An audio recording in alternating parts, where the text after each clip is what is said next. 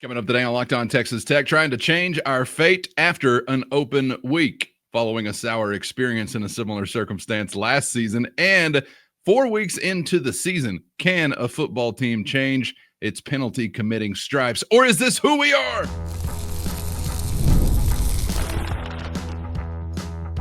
You are Locked On Texas Tech, your daily podcast on the Texas Tech Red Raiders. Part of the Locked On Podcast Network, your team every day. Great to be with you again on Locked On Texas Tech on the Locked On Podcast Network, your team every day, always free and available on YouTube or anywhere you get podcasts. And thanks as always for making us your first listen.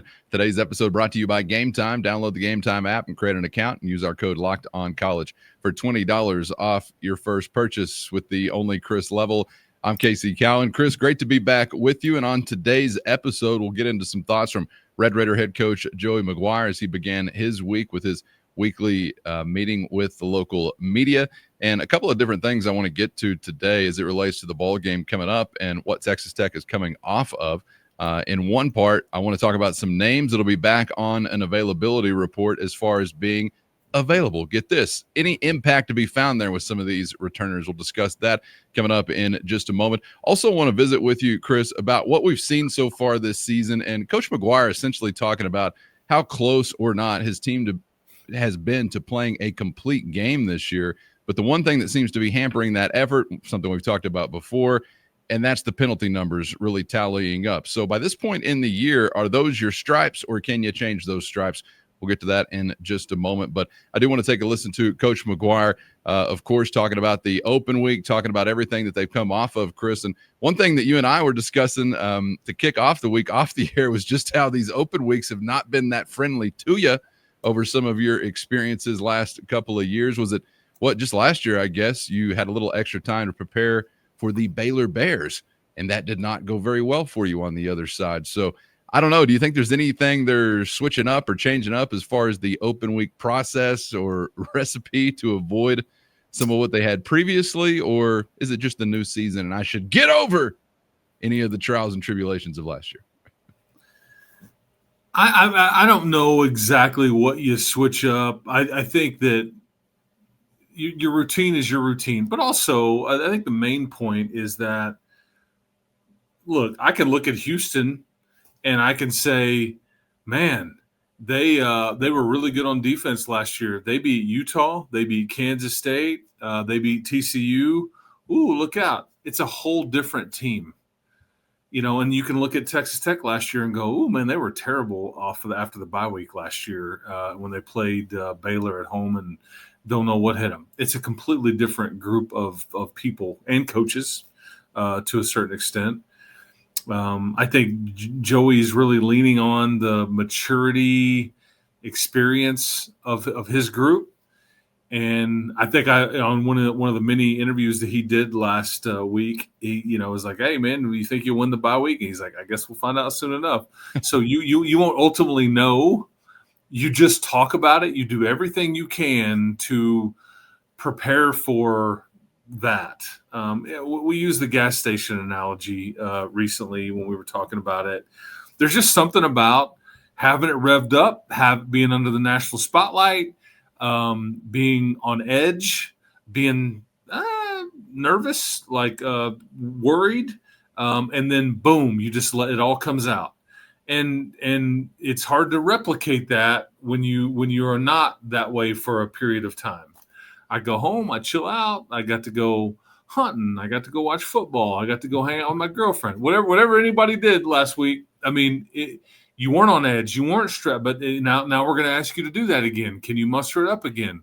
I don't know. That's I think the primetime kick helps. I guess I'd be a little bit more concerned if it was just like an early kick again, maybe. Although that was good to you the last game, I think that it's good that you'll have a bunch of fans in the stands. I think it's really good that Houston is undefeated. I think that all these things factor in, and so it's just up to Joey and his staff to continue to create doubt in your own team's mind. And what I mean by that is find motivation. You ain't made it yet, man. I mean, We'll get to what they're finding, I think, in just a moment, because there are some things. Yes. I got to be honest, I'm sort of, I mean, I don't know if I just scripted out this way, but I'm not mad that you're going on the road after the open week, because I think that can have a galvanizing effect on a team sometimes. I don't disagree with that. And I think that the way your schedule breaks, because 2 of the next 3 are on the road, is that when you do play Kansas, which we now know is a nighttime kick, and all that, the week after you get Houston, it will have basically been like a month between home games, which sets up for a better home crowd scenario and all that. Yep. Whereas when you're playing at home every week, it's like, okay, but when absence makes the heart grow fonder, right? But I hope that the bye week thing doesn't last into like maybe the second quarter. Okay. Right. Because I do think it's real. It's just football players are creatures of habit. They are routine oriented, and it's just kind of hard to ramp it back up and be this well-oiled machine all the time when you kind of take the old car to the shop, right? So, yeah. Let's take a listen to Coach McGuire as we were talking about some of those teachable moments leaving the last ball game and the way you spent, obviously, your open week working on some of that stuff. He was asked about what we've seen so far this season and maybe how close or not that his team has been to a complete game. And if not, what's holding them up? Here's Coach McGuire. We haven't been close. The one thing that, we've talked about a lot, and we've got to do a better job, but we're one of the most penalized teams in the country, and until we get past that and the penalties, we've talked about it before, the pre-snap penalties is what kills me, because that's directly, everything about us not being disciplined before the ball snapped. Till we get past that, which we're going to, but till we get past that, it's hard to play a complete game. Kind of just wondering, Chris, is that the identity to this point? Can you remember seeing a team turn something like that around when it's been so consistent to this point? Just speaking specifically about the penalties. I mean, he's talking about pre-snap stuff. I know the Utah noise factor. Iowa, where'd that come from? What conference are we in? The Utah noise factor. They've given credit to and didn't have we know the storyline from that game, but I don't know, man. We're sitting here about to open up the month of October and still talking about cleaning up some penalty issues. Can these stripes be changed, or is this just going to be part of this identity, I guess, this year? I'm going to throw 2 numbers out at you, the number 9 and the number 80. This is what you are averaging as far as number of penalties per game and then the number of yards per game. Woof. That is substantial. Yes. They need to be cut in half. I mean, 5 for 40, you can live with that. And there's things that are going to happen to you, like Joey's never going to be, or really any of that staff is never going to be frustrated with like effort penalties. You're going to get a holding. You're going to have a late hit. You're going to be playing like your hair's on fire. You're going to accidentally grab somebody's face mask when you're trying to reach out and make a tackle in the backfield or something. You can live with those things. It's just the false starts, the procedural stuff. That's what drives you crazy, because you can control that. There's nothing anybody's doing to you. I think that Coach Leftwich and Coach McGuire both indicated yesterday at the meeting with the media that we screwed that up, and that was what we worked on some of this in the bye week to alleviate those concerns and have a plan going forward. And So I can't really put, so some of these numbers, the 9 for 80 is somewhat inflated because of that issue. I think they will potentially employ a different system, as early as this weekend, Saturday night in Houston, Texas, even though it won't be the same noise level. Half the stadium will be quiet because they'll be your people. But you get what I'm saying. It'll still be a road environment and all those things. But so I certainly hope you can clean some of this stuff up. The false starts in Utah, you can clean this up. You can fix a lot of these things. It's just some of the other stuff. And like, we talked about the one. Well, don't get close enough to their punt returner where their punt returner can run out and grab you and then go, hey, man, he hit me. He hit me. I mean, like, so some of that stuff is you can certainly, you would hope, coach your way out of it. I got to be honest, I'm skeptical.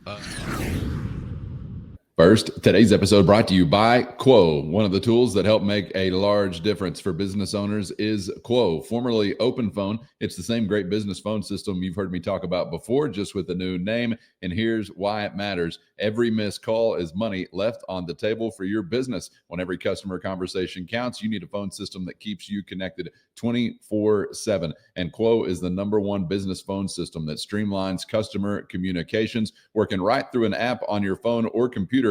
No more carrying 2 phones or relying on a landline. You'll love their built-in AI agent as well. It's a game changer for answering after-hours calls, capturing leads, and keeping business moving, even when you're off the clock. Whether you're a solo operator juggling everything or part of a larger team, Quo makes it easy to stay responsive and professional. So see why over 90,000 businesses trust Quo, formerly OpenPhone. Get started for free and get 20% off your first 6 months at quo.com/lockedoncollege. That's QUO.com/lockedoncollege. And if you've got existing numbers with another service, Quo will port them over at no extra charge. Quo, no missed calls, no missed customers.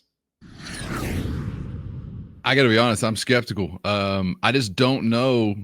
It's just the point at which we are in the season, the number of games that have been played, the fact that there has been so much said about this being an older or mature team. And I'm just still thinking, if you're this far in and it's been a consistent problem with the biggest showing of itself as a problem coming most recently. And I get the thought that, and I've seen it out there and I've even indulged a little bit in thinking about this, but just the thought of, I guess kind of like you said, well, it could be inflated and that's a Utah specific problem there, but you were still in the Tech uniform. These were your guys. This was your 5 days to prepare for it prior to the game.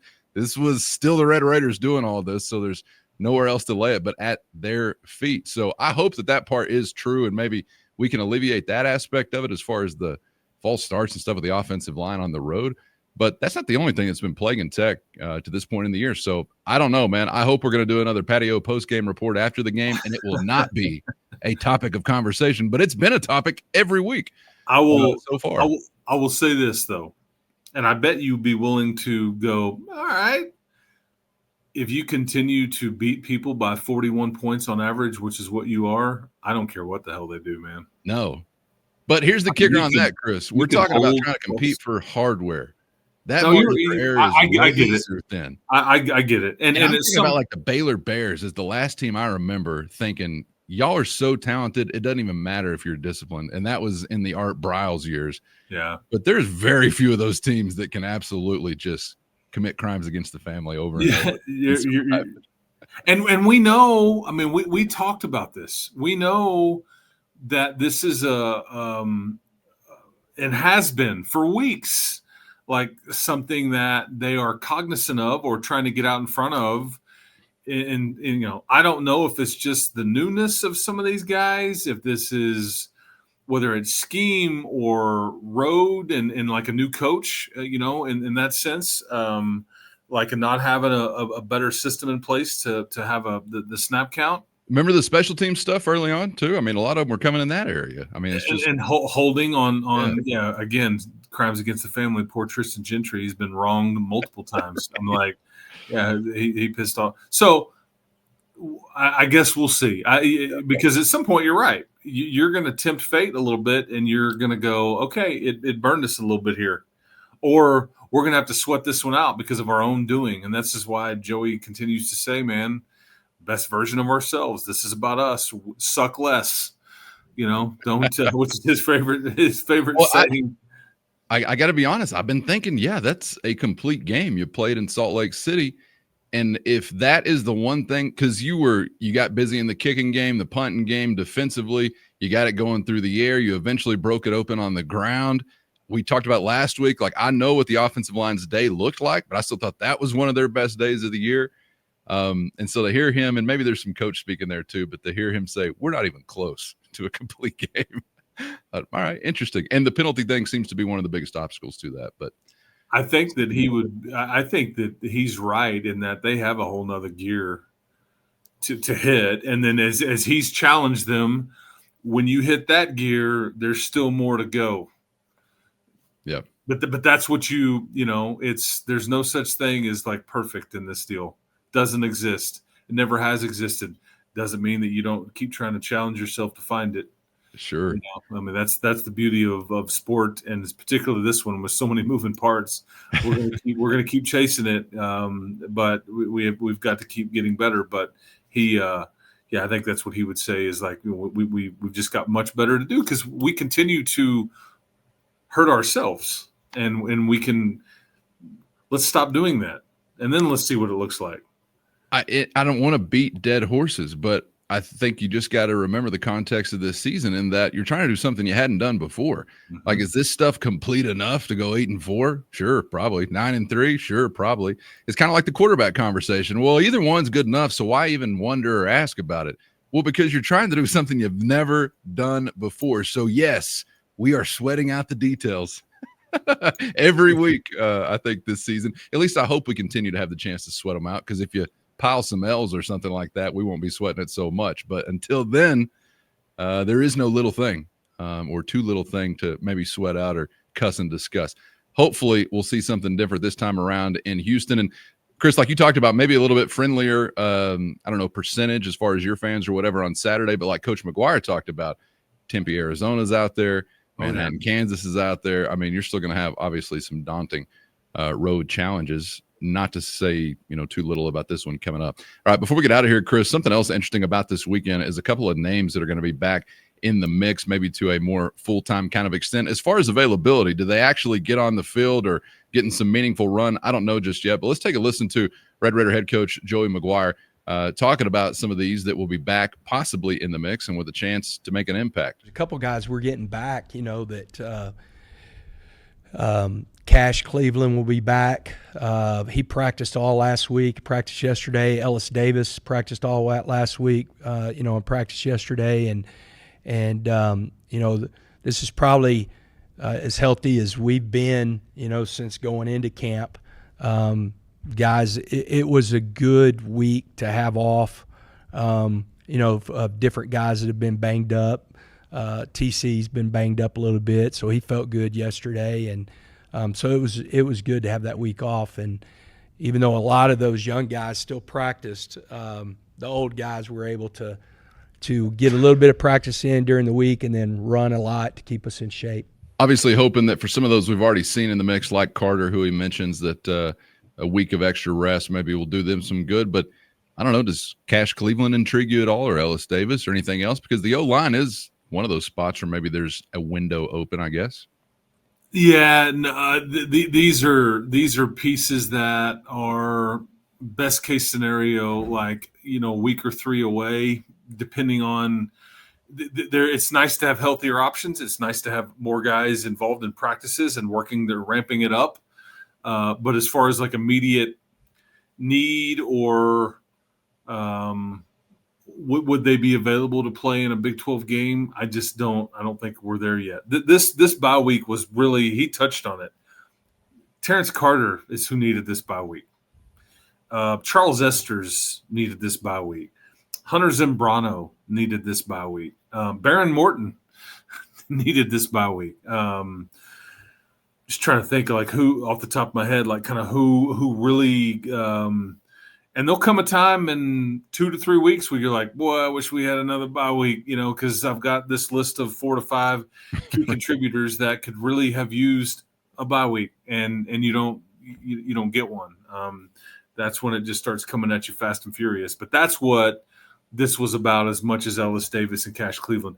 Again, you want all parties involved. You want all parties practicing. I can't even say for sure that Cash Cleveland or Ellis Davis would even make the travel squad this weekend. We don't know that. I mean, that's kind of where you're at, and I think that's a good problem because you're trying to figure out you can only take so many guys, and you'll have some decisions to make, and not everybody that people would assume would get to go will get to go.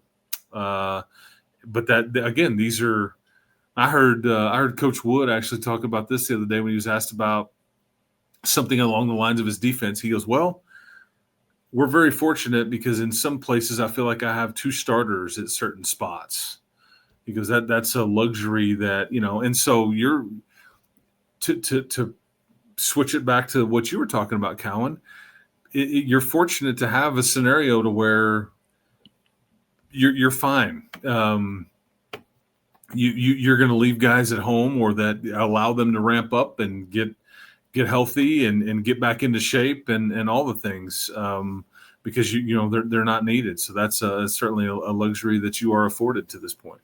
I know you can't confirm or rule anything out, obviously, until we get to Saturday. And I did just say, and I still believe this, that last time around in Utah was the offensive line's best showing, given the context and the challenge that they were facing. But I also still feel like that's a group that I guess I'm viewing as somewhat unsettled. I don't think it's in stone just yet, but is there any chance we're seeing some different things experimented in practice this week, or we could possibly see something different on Saturday with maybe a guard spot or something? Or is it just foolish to even consider that given what they did last time out?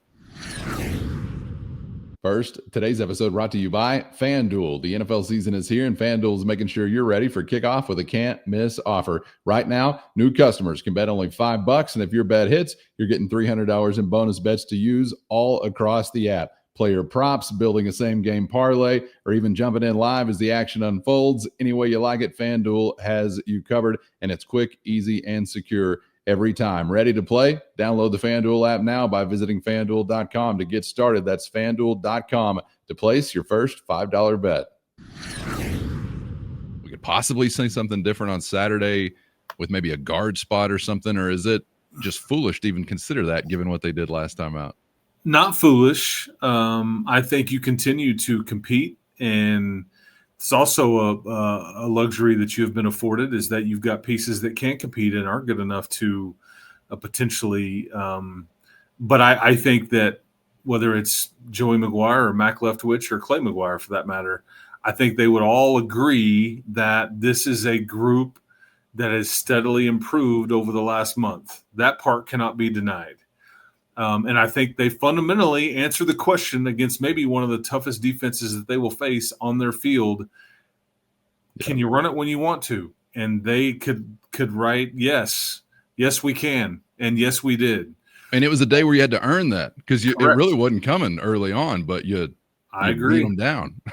I completely agree. And because I've even heard here's you one on the penalty and the O-line conversation too. A lot of people wanted to give Will Hammond credit for this, and which is fine, but it just was the timing of it. Like, hey, did y'all switch up something later in the game because all the false start penalties stopped happening, later in the game and whatever, right? And I think that either Joey or Mac Leftwich was like, well, and they did it like they weren't trying to laugh and chuckle, but they're like, well.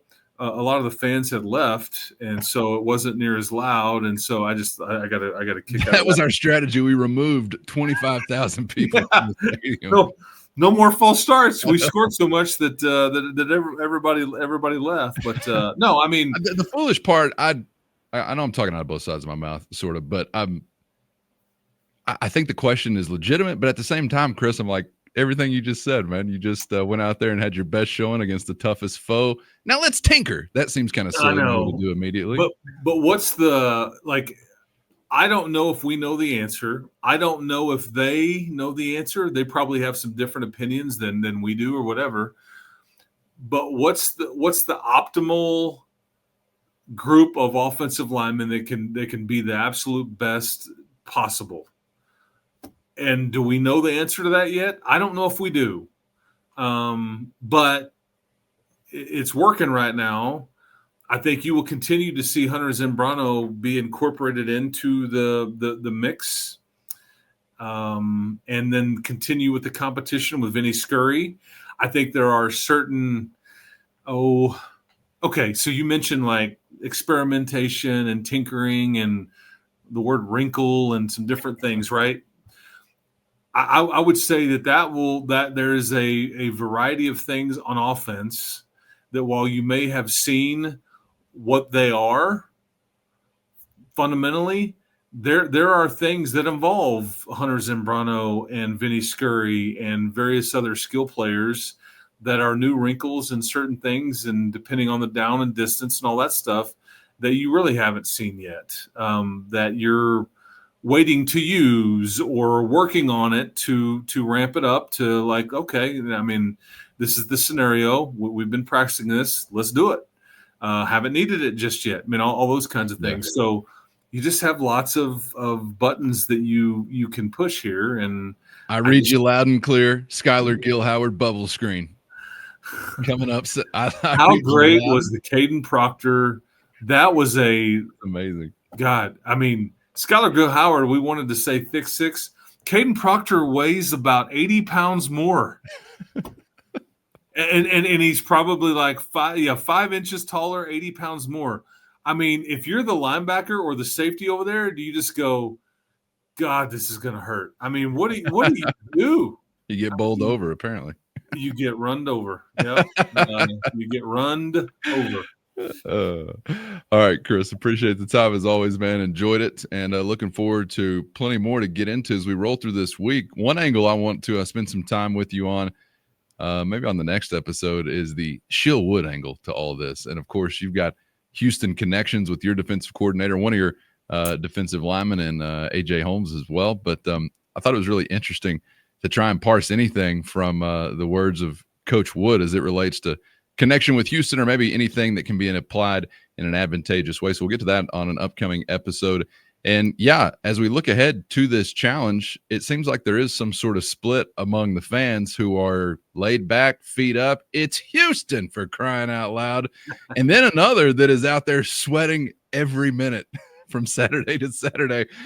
I just spend some times in both camps from hour to hour, but I want to get into gauging this as well. I'm team 2 camp 2. Yeah. It depends on when you ask me. That's right. Like, oh, you're just good enough. You've made it. You're just going to roll in and just hammer everybody, right? Or hey man, watch out. Yeah, look out. Look out. Yeah.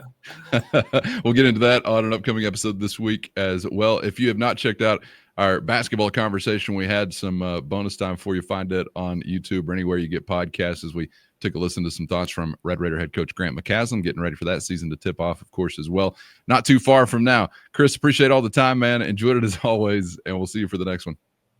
ELE, man. Everybody love everybody out there, no matter what camp you're in. We appreciate it. Keep hope alive. We'll talk to you next time. That's right. Appreciate the time. As always, get subscribed on YouTube or anywhere you get podcasts. Thanks to the Everydayers for always riding along. And, of course, the Matador Mob as well. Hit our show notes and find a link to a free 14-day trial. If you're interested in joining that crew, that's your direct line to Chris and myself with one-on-one text sent straight to your phone. For Chris, I'm Casey. Thanks, as always, for the time. We hope to see you back for the next round on Locked On Texas Tech.